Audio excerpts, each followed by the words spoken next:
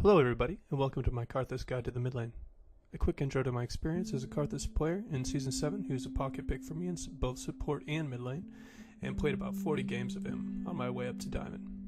I have about 135 games played with him over the past few seasons with the overall win rate of about 60%. I'm in no stretch of the imagination to Karthus win trick, but I have about 1,000 games played on mages in the mid lane.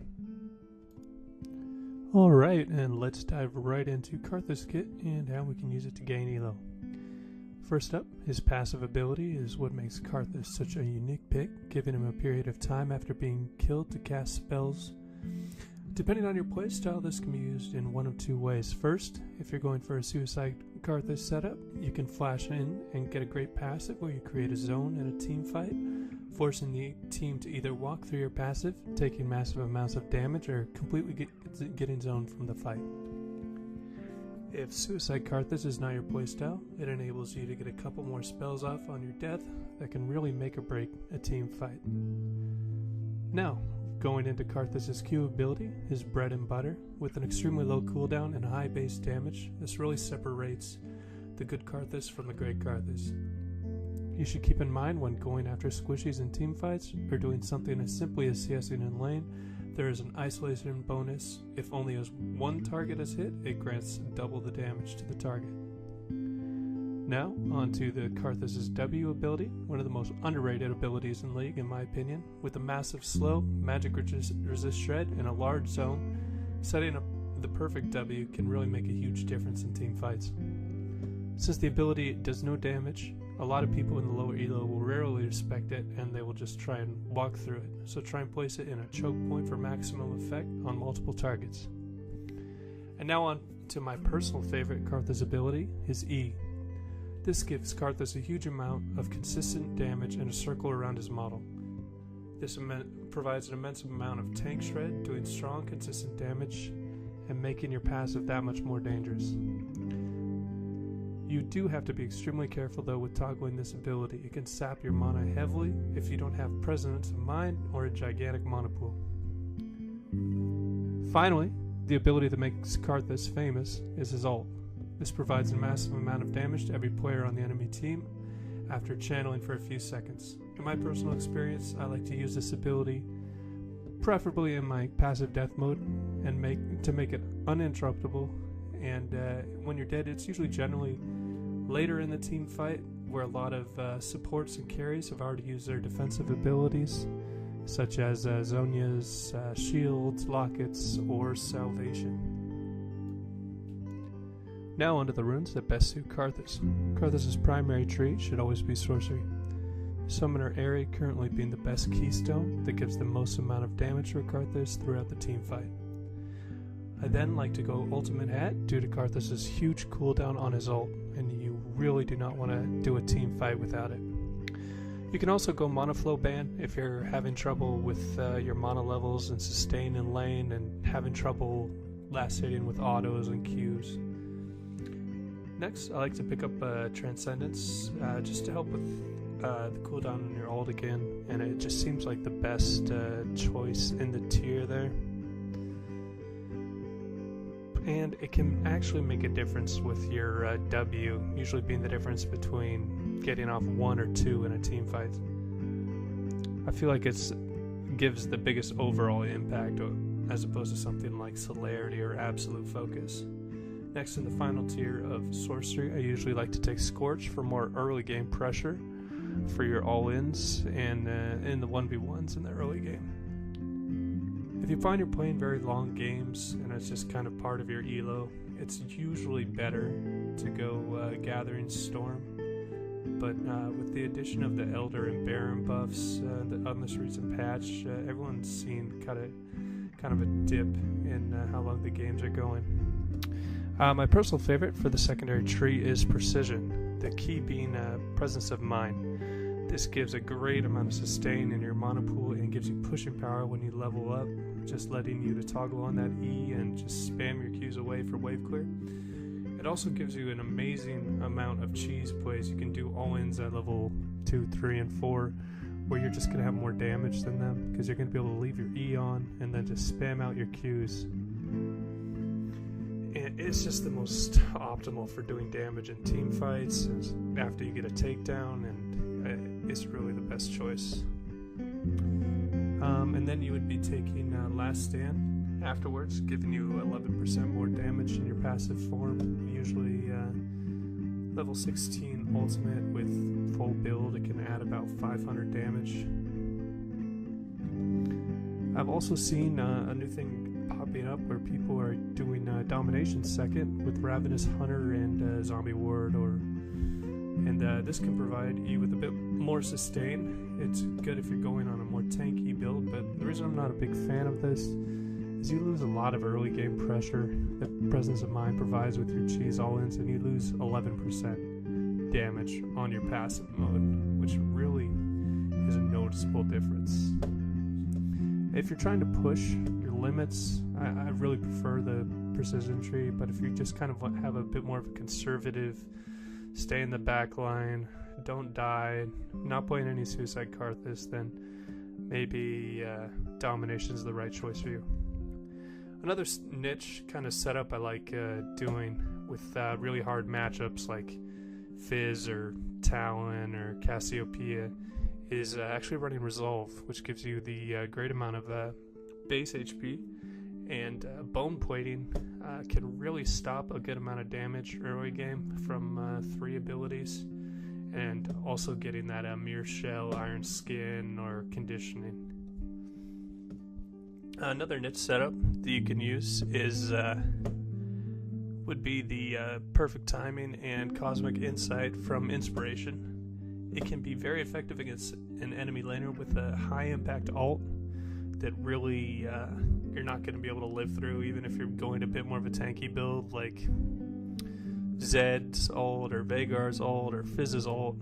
And the cooldown reduction on the active of Zhonya's can really help have it be up for every team fight. Alright, and now let's move on to the items that you can get when you are playing Karthus. For your first item, you should always look at this first row. You definitely need a bigger mana pool because you're going to be spamming out your Q and E during team fights. So the most common off this row is Seraph's. It gives a good amount of defensive stats and with the shield, and it gives you a huge mana pool with the 20% CDR. It is a bit of scaling though, so you're going to be pretty weak in the early game, rushing tier or rushing right into that Seraphs. So I actually prefer going the Ludens for my first mana item. It really helps your early game trough that a lot of tier mages experience in the early game, and with the game times getting shorter and shorter, it really helps kind of keep your team in it if you're getting a bit behind. You can also go the old Roa build with getting a bit more HP, being a bit more tanky, but the CDR is just so nice on these new mana items, and it just feels like you're missing out if you're going the Roa build. Another fun little thing you can do for your mana pool is you can go GLP for your first item. It can be super effective against squishies that are very immobile. Say it's set up like Veigar and Ashe. If you're playing against those two, GLP can really set up great catches in your team fights. And so move on to the second row. A great item on Karthus is Morellos in certain situations. So if you're playing against teams with high amounts of healing and sustain, like say you're playing against a Vladimir top lane, a Warwick jungle with a Soraka doing support, this is a really great pickup that you should do because it no longer has that threshold with the target has it being low HP. It is also applied on your E, so it's just a consistent healing debuff to everything around you, which is really strong. Another item that's really good on Karthus and synergizes really well with his E is Leandra's Torment, giving that percentage HP shred. If you're playing against a team with a lot of tanks, this is truly a must-have, in my opinion. Now let's move on to Banshee's Veil, which can be really good against pick teams. Say you're playing against, Elise jungle, like a Thresh or Blitz support, and I don't know, a mid laner with a stun like Syndra or something, that can really be the difference between getting picked off or not. And let's move on to another item that's pretty good, is Rabadons, which got a bit of a buff recently, and it's a bit cheaper, and it gives you a little bit more overall damage, and it's just a great item that synergizes with your really high AP ratios. Zhonya's can be a pretty good item as well. It allows you to get off a lot more damage from your E, since that's still active when you're in Zhonya's, and it can be great. It's just a really good defensive item for Karthus. Another item I really like building on Karthus is Rylai's, which will give you a really good slow. Say you have a really fed AD carry on your team, and you just really want to be focusing on peeling some divers or assassins off them. Rylai's can really help you out in a team fight in that. Void Staff got a 5% buff. It's also really good against teams that are stacking a lot of AP.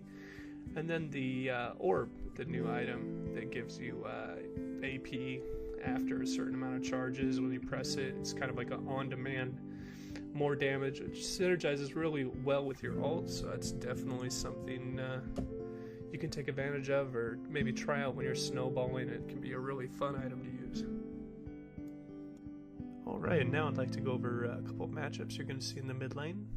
First being one of the control mages, Anivia. She got some recent buffs with the new AP items being a lot stronger. Now the key against Anivia is to stay at the max range of your Q and just dodge his extremely slow moving Q. And when that's down, just go all in, just press your W and just chase him down the lane, and you should be pretty good. Next is Vigar, which can be really oppressive to you if he gets ahead. So the key is his early levels, he's really weak, he has low base HP, so what you do is you take the presence of mind and you really attack him on your level ups. You can even take Ignite, sometimes it works, and just wait for him to use his E, and that will just be it should be a cue for you to just go all in after that and just W wall him off. His Q has a super long cooldown of 5-6 seconds early game, so you should be able to put out a lot more damage than him and force out some summoners and possibly even some cheese kills. Another control mage you're going to see is Vel'Koz, which is pretty strong into Karthus just because he outranges you if he positions his Qs correctly. So what you want to do is try and bait out his E, which is a knockup that can really get him to win the trades. So try and bait out the E and then just W wall him off and chase him down the lane with Qs. You should have more damage than he does. My actual favorite matchup is Azereth, because they have really low base HP. He gets slowed down when he's casting his Q, which is just perfect for landing your Qs on him. So just look for baiting out his E as well, just like with the Vel'Koz E, and chasing him down the lane with the W slow and then into Qs. Another archetype that you're going to be playing against is mid-range mages. So your Q actually outranges Azir's auto attack from his soldiers. So if you just wait for him to use his Q, which repositions his soldiers to a certain point and does damage, move out of that zone and then just start spamming Qs, you should be able to win most trades with him.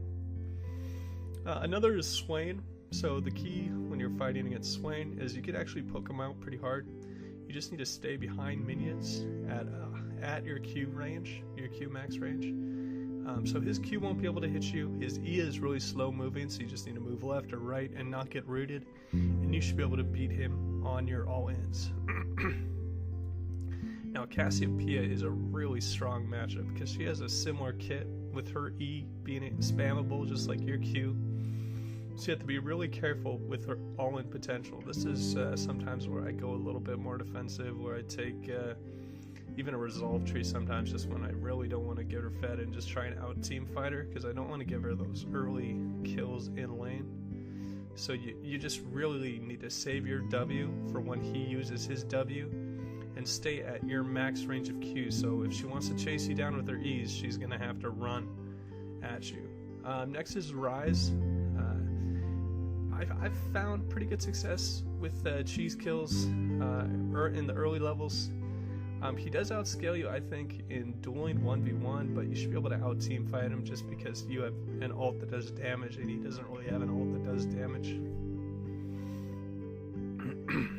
The next archetype we're going to talk about is Assassins. Now, this is sometimes where it's good to take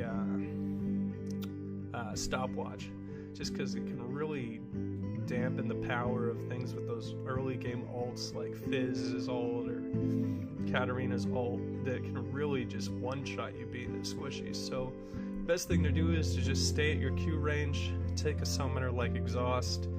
If they try and jump in on you, put on your E and Exhaust and just spam down Qs. Usually you can win some pretty, as long as the assassin isn't like really good, you should be able to do just fine poking him out. Some kind of niche picks that are pretty hard to deal with would be something like Galio.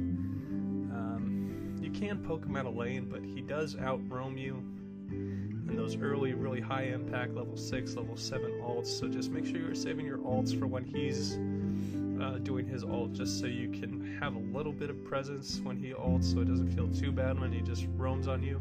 Try and keep him pushed in under his tower, so he can't just roam and help his teammates constantly, so at least he'll lose CS and tower damage if he does.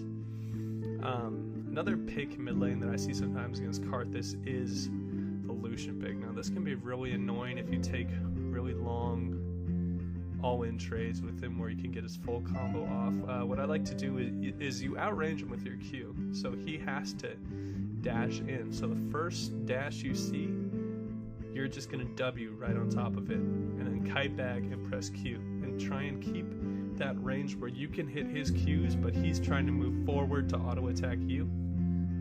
The next kind of a weird niche pick is a Corki. It's kind of a farm lane. It's nothing really special about it outside of you just have to be careful with package plays and roaming, and make sure if he's roaming one lane, either you're following him with your ult, you're following him just to lane, or you're attacking the other lane he's not going to. Another niche pick that can be pretty annoying in the mid lane is something like Lulu or Karma, where they give a lot of shields to their teammates and ults. And just a quick tip against these kind of players is when you're in team fights, just make sure you're saving your ult till the end and try and force out as many of those annoying defensive abilities like Empowered E from Karma, or sometimes if they get Locket or Salvation, just try and wait those out.